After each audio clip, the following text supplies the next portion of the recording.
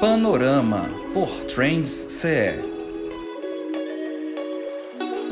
Falar de arcabouço, a gente precisa voltar um pouco à questão do teto de gastos, né? Que foi a iniciativa anterior, apresentada ainda no governo do presidente Temer, e que o objetivo era justamente forçar, digamos assim, né? Impor um equilíbrio fiscal, né? O controle do gasto público e, consequentemente, do endividamento público, exatamente para trazer, digamos assim, uma estabilidade para os agentes econômicos no tocante à manutenção do endividamento público em patamares aceitáveis, né? Esse teto de gastos aí ele passou tanto pelo governo Temer, depois pelo governo do presidente Bolsonaro, né?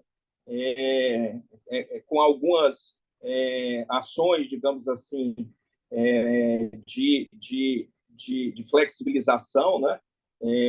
Justamente para a incorporação de despesas, né? No então chamado fura-teto, tá certo?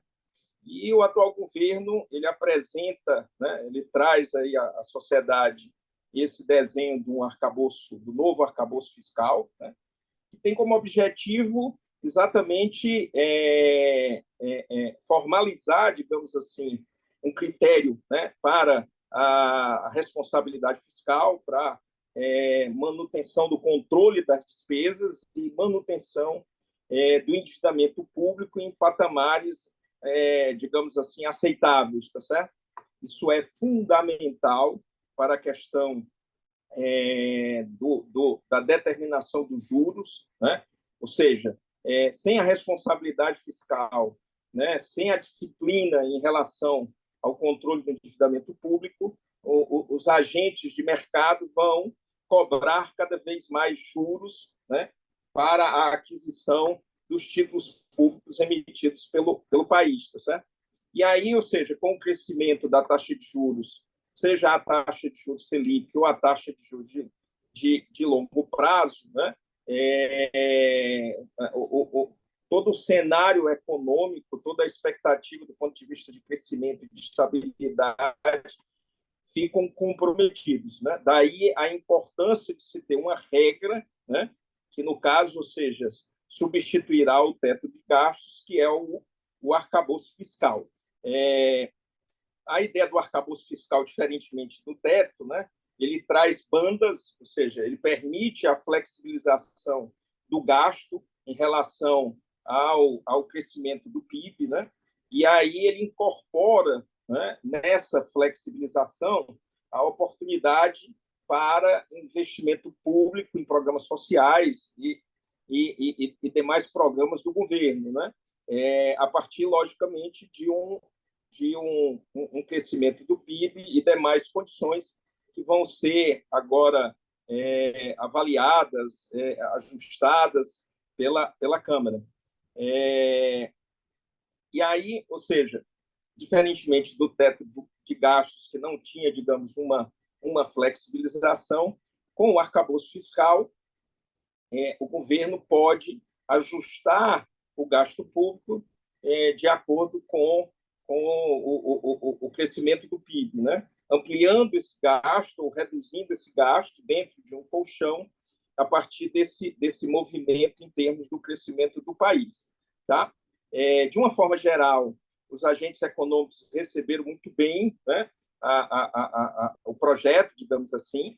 É lógico que ainda numa fase embrionária, ao passo que passará por ajustes no Congresso, a partir de sinalizações como uma valorização do real, né? Uma valorização na Bolsa. Então, ou seja, uma percepção de que, ao menos, o governo estaria na direção correta, né? As discussões que se seguiram à apresentação geral do arcabouço fiscal focam bastante a questão relativa à necessidade de um aumento na arrecadação, né, para viabilizar o programa da forma como foi apresentado, tá certo? Falam no aumento da arrecadação necessária de 150 bilhões, tá?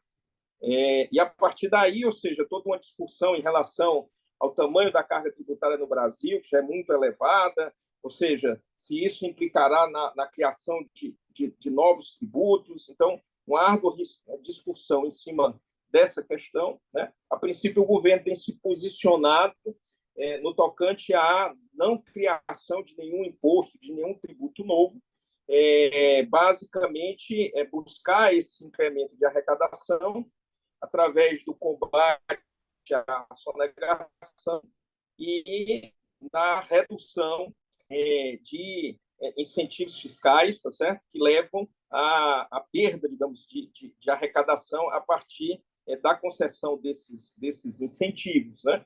Então, o governo se posiciona no tocante à não criação de novos impostos, mas de uma forma geral, ou seja, o aumento de arrecadação aumentará, digamos assim, a carga tributária no geral, né? Muito embora que, pela pretensão do que tem sido apresentado até então, a partir de um combate à sonegação, né? A exemplo dos bens importados aí nos marketplaces chineses, né? A exemplo da utilização de créditos fiscais e da concessão de incentivos, né? Reduções de tributos para determinadas atividades, tá certo? Há um certo ceticismo de que essa meta de 150 bilhões seja atingida exclusivamente com esses vetores, mas cabe à sociedade aí acompanhar e o Congresso, na avaliação, aprovação do arcabouço, né, fazer os ajustes necessários para que ele cumpra o seu papel, ou seja, traga, né, o controle do gasto, a responsabilidade fiscal, o espaço necessário para a redução da taxa Selic, tão necessária para a retomada do crescimento econômico, sem, né, prejudicar, digamos assim, a execução dos programas sociais e demais programas que o governo elencou, né, ou tem aí no seu planejamento estratégico para a implementação ao longo desse mandato, né? Com isso, eu me despeço, agradeço aqui ao espaço no Panorama Trends, né? Desejando a todos ótimos negócios.